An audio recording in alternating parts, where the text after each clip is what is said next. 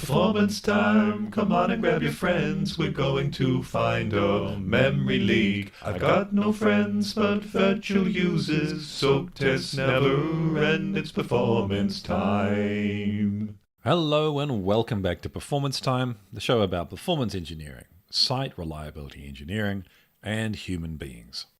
It's been just over a month in my new role as an SRE, and it has been pretty fantastic. It's mostly been about learning new technologies and tools and ways of working for the first month. Just as an example, I have been setting up my own Kubernetes environment on my local laptop using Minikube, which is pretty cool. If you wanted to have a go at building and maintaining your own local container platform, I highly recommend it. I've also been setting up a Windows subsystem for Linux terminal on my Windows laptop, which can be quite challenging when you're trying to work behind a corporate proxy. And lastly, I've been getting an AWS environment set up to use the CLI on my local laptop using PowerShell because of the troubles that I was having with WSL. Okay, so let's get on to the topic today. I've called this episode Signals Amongst the Noise. What does that mean? Well, the idea is that when we capture data for our monitoring and alerting, most of what we capture we don't use. It is, in essence, noise that we have to sift through to find the actual data we need, or the signal. That's not to say that noise is bad. We should capture as much as we can. It's okay to capture everything because we might need it. But how do we get through the noise to find what we need? That's the challenge. It seems to me that there are three different categories of events which can occur. First of all, there are events or data which we need to act on immediately. Now, these are the things we need to alert on. Then there are events and data that we need to refer to on a regular basis. We don't necessarily need to wake up in the middle of the night to act on it, but we need to go back and look at it continually. And these are the events and the data that should be in dashboards.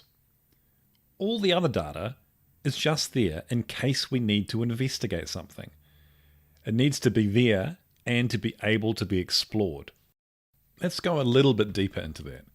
Firstly, if we look at alerting, if we alert on things which don't need immediate action, we end up training people to ignore alerts.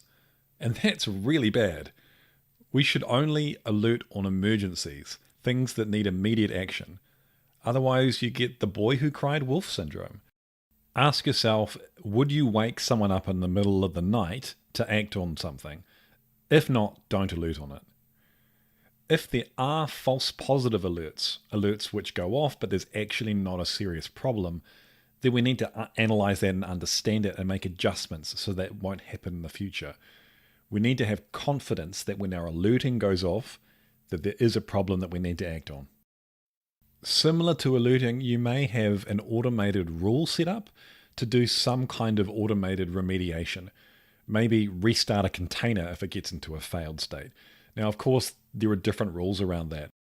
Because we're not waking up a real person in the middle of the night, we can do it more freely as long as we're confident that the auto remediation is safe and is going to solve the problem. Okay, let's move on to dashboarding and dashboards. I'm sure that you've seen, just like I have, plenty of situations where there is a tool and there are dozens or maybe even hundreds of dashboards that no one ever looks at. What is the point of them? If nobody is looking at them and if there is no insight being gleaned from dashboards, then they shouldn't exist. They just become technical debt, which someone has to maintain for no good reason. Somewhat related is when you have dashboards which are full of technical metrics that nobody understands.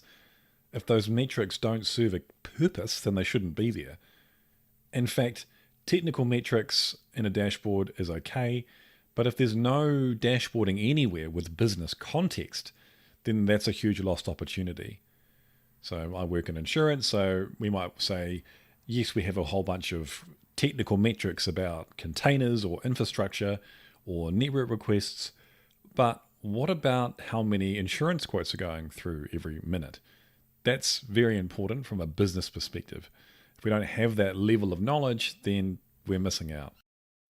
For both dashboarding and alerting, if we don't have service level objectives defined, then that's also a lost opportunity. So you might have an alert or a dashboard which throws a failure because some arbitrary metric has been exceeded, which someone just came up with on the top of their head when they built the alert or the dashboard, rather than an objective with some business context and meaning behind it, agreed to by the team who builds the software. And the last kind of events or data is all the noise, all the other stuff which you keep because you might need it, but you probably won't. So it needs to be there and be accessible. And that's where the concept of a single pane of glass view can be very handy, because it's quite hard to find the information you need if you need to log into 4 or 5 or more different tools to get the logs, to get the events, to get the tracing, to get the monitoring data that you need for your investigation. It's also tricky to work through an issue which goes through many components of a software solution when only certain teams have access to certain monitoring platforms. Without open, available monitoring data, it makes it really tricky. There is something to be said about picking one tool and sticking to it, or, like I said, building some kind of single view which may access data from a number of different places. And I'm not suggesting for a second that that is an easy thing to achieve. That's the idea though. You want to make it as simple as possible to get the data you need to make decisions. Modern organizations have very complex software solutions of solutions, many different technologies, on-prem, cloud, everything's mixed together. How do you find out what's going on amongst that huge, chaotic mess of activity? Having the ability to trace transactions all the way through the solution is incredibly valuable. I don't know whether it's an industry term or not, but I've heard the term steel threads to talk about being able to take key business transactions and trace them all the way through a complex enterprise. So in summary, I guess my points are, and these points are as much to myself as anybody else, only alert on things which need immediate action. Dashboards should only exist if they are being used and have insight which people can use to make decisions. And all the rest of the data, it needs to be available and as open as possible.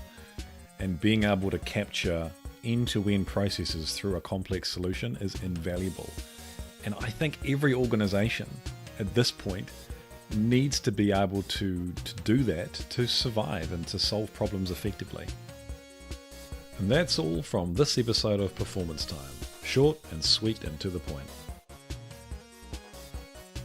I hope you've been enjoying the new content on SRE.